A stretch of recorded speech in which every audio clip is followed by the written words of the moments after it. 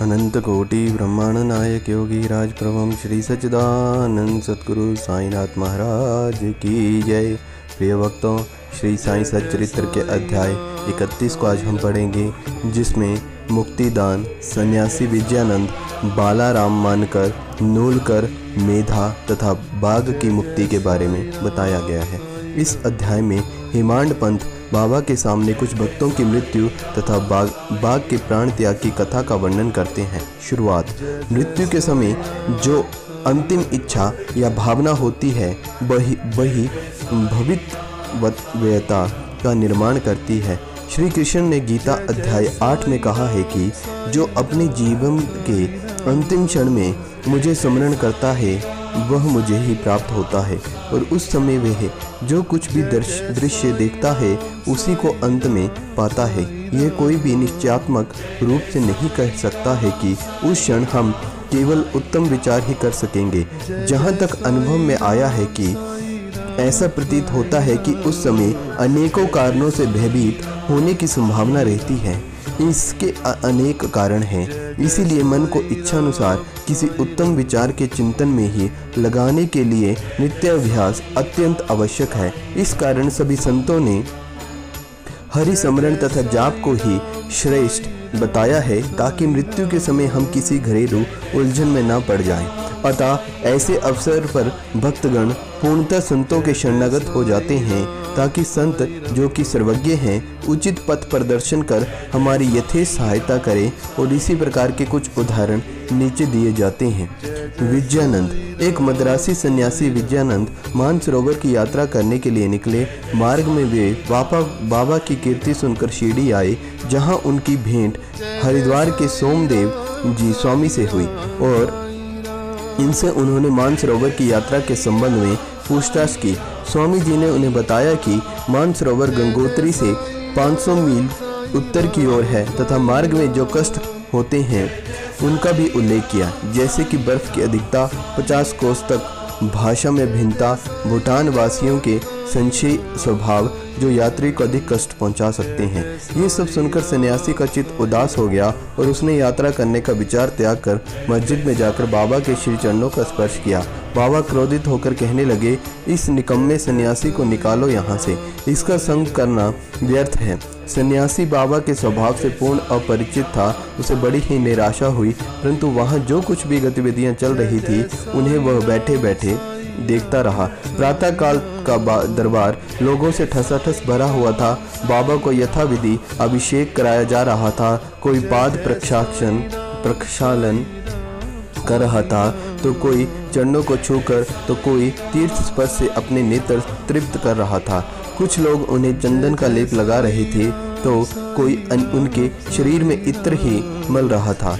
जाति पाति का भेदभाव बुलाकर सब भक्त ये कार्य कर रहे थे। यद्यपि बाबा उस पर क्रोधित हो गए थे, तो भी सन्यासी के हृदय में उनके प्रति बड़ा ही प्रेम उत्पन्न हो गया था। उसे वे स्थान छोड़ने की इच्छा ही न होती थी।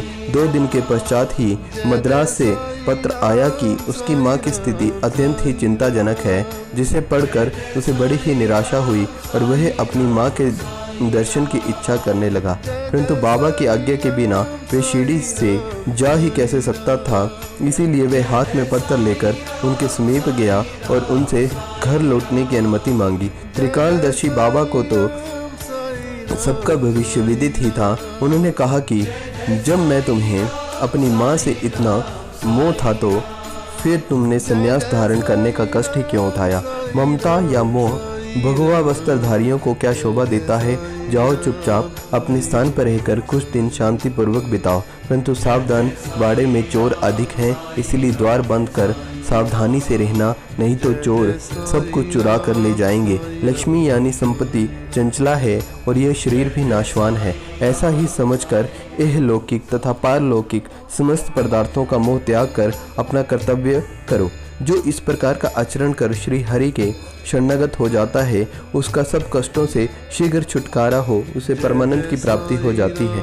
जो परमात्मा का ध्यान व चिंतन प्रेम तथा भक्ति पूर्वक करता है, परमात्मा भी उसकी अवलंब सहायता करते हैं।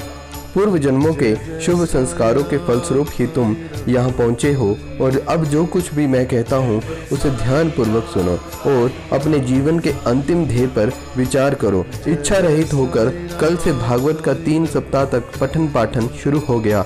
तब भगवान प्रसन्न हो गए और तुम्हारे सब दुख दूर कर देंगे। माया को आवरण दूर होकर तुम्हें शांति प्राप्त होगी। बाबा ने उसका अंतकाल समीप देखकर उसे यह उपकार बता दिया कि और साथ ही राम विजय पढ़ने की भी आज्ञा दी, जिससे यमलोक अधिक प्रसन्न होते हैं। दूसरे दिन स्नान आदि और अन्य शुद्धि के कृत्यों कर उसने लेंडी बाग में एकांत में बैठकर भागवत का पाठ शुरू कर दिया।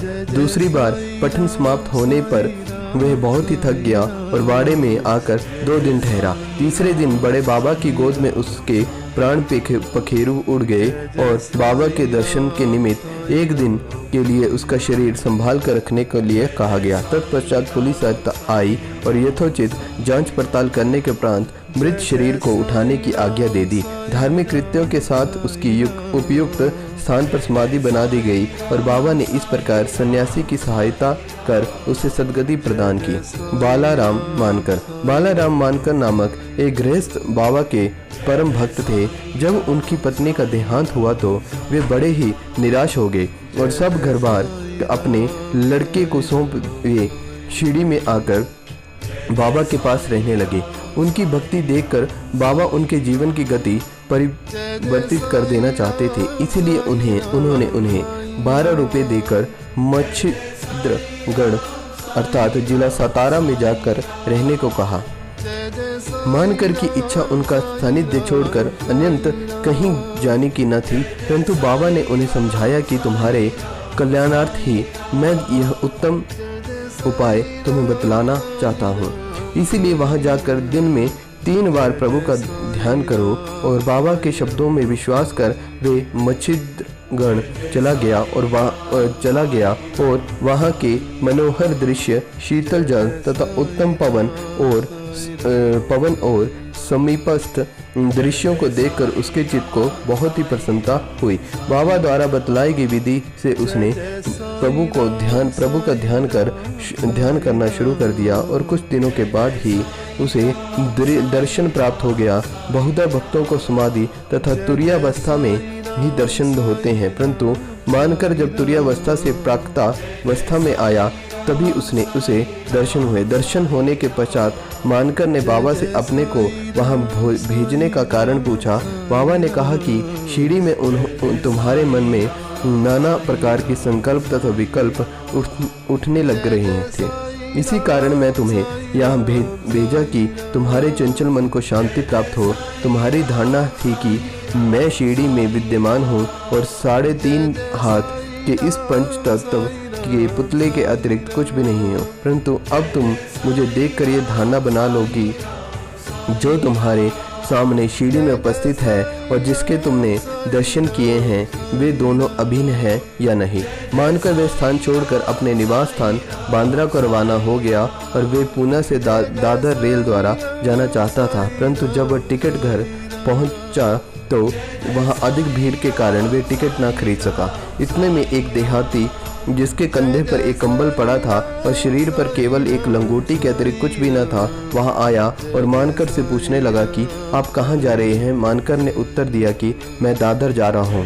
तब वे कहने लगे कि मेरा यह दादर का टिकट आप ले लीजिए, क्योंकि मुझे यहाँ एक आवश्यक कार्य आ जाने के कारण मेरा जाना आज ना हो सकेगा। मानकर को टिकट पाकर बड़ी ही प्रसन्नता हुई और अपनी जेब से वे पैसे निकालने लगे। इतने में टिकट देने वाले आदमी भीड़ में कहीं अदृश्य हो गए और मानकर ने भीड़ से पर्याप्त छानबीन की, परंतु सब व्यर्थ ही हुआ।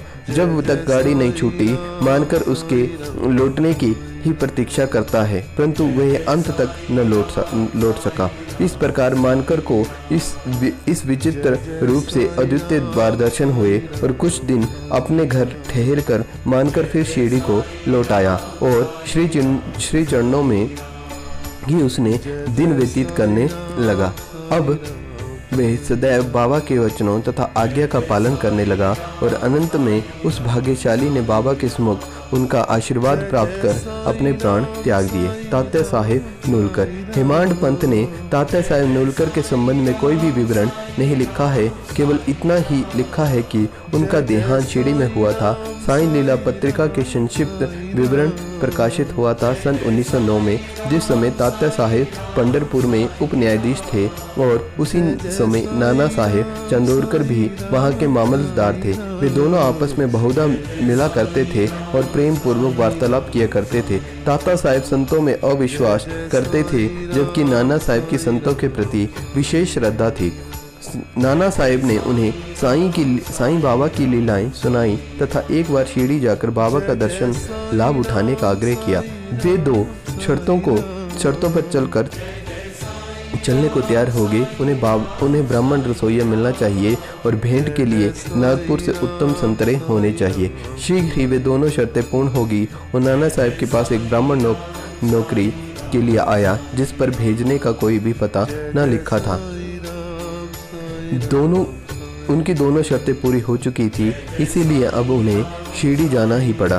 पहले तो बाबा उन पर क्रोधित हुए, परंतु जब धीरे धीरे तात्या साहेब को विश्वास हो गया कि वे सचमुच में ईश्वरा अवतार हैं, तो वे बाबा से प्रभावित हो गए और फिर जीवन पर्यंत वहीं रहे। जब उनका अंतकाल समीप आया तो उन्हें बाबा का पाद तीर्थ भी दिया गया। उनकी मृत्यु का समाचार सुनकर बाबा बोल उठे, अरे तात्या तो आगे चला गया, अब उसका पुनः जन्म नहीं होगा। मेधा 28वें अध्याय में मेधा की कथा का वर्णन किया जा चुका है।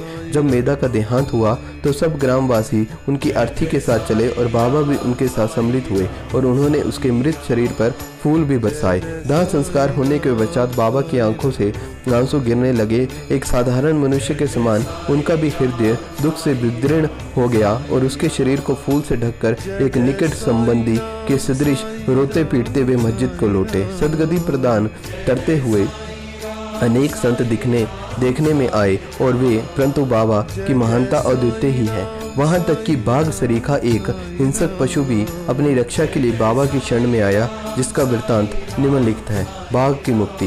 बाबा के समाधि स्थल होने के 7 दिन पूर्व शिरडी में एक विचित्र घटना हुई। मस्जिद के सामने एक बैलगाड़ी आकर रुकी, जिस पर एक बाघ जंजीरों से बंधा हुआ था। उसका भयानक मुख गाड़ी के पीछे की ओर था। वह किसी अज्ञात पीड़ा व दर्द से दुखी था। उसके पालक 3 दरवेश थे, जो कि एक गांव से दूसरे गांव जाकर उसकी नित्य प्रदर्शन करते तथा इस प्रकार यथेष्ट द्रव्य संचय करते थे और यही उनकी जीवनोपार्जन का एकमात्र साधन था। उन्होंने उसकी चिकित्सा के सभी प्रयत्न किए, परंतु सब कुछ व्यर्थ रहा। कहीं से बाबा की कीर्ति उनके कानों में पड़ी और वे बाघ को लेकर साईं दरबार में आए। हाथों से जंजीरें पकड़कर उन्होंने बाघ को मस्जिद के दरवाजे पर खड़ा कर दिया।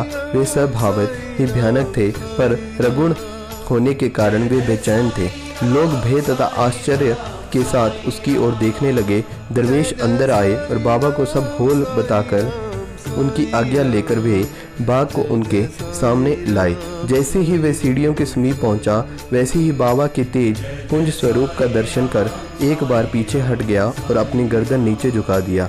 जब दोनों की दृष्टि आपस में एक हुई तो बाघ सीढ़ी पर चढ़ गया और प्रेमपूर्ण दृष्टि से बाबा की ओर निहारने लगा। उसने अपनी पूंछ हिलाकर 3 बार जमीन पर पटकी और फिर तत्क्षण ही अपने प्राण त्याग दिए। उसे मृत देखकर दरवेशी बड़े ही निराश और दुखी हुए। तत्पश्चात जब उन्हें बोध हुआ तो उन्होंने सोचा कि प्राणी रोगग्रस्त था ही और उसकी मृत्यु भी संकट ही था।